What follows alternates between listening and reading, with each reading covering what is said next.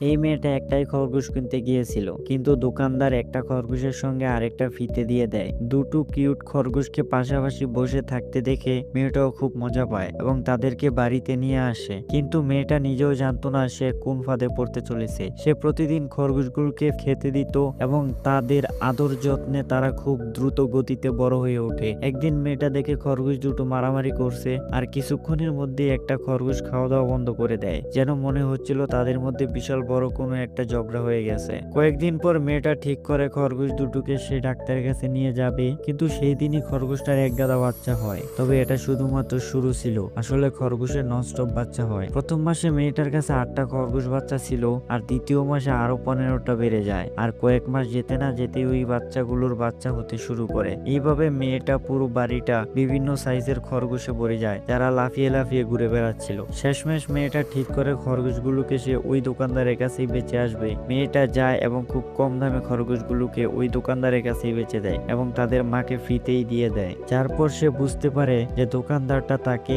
একটা খরগোশ ফ্রিতে কেন দিয়েছিল।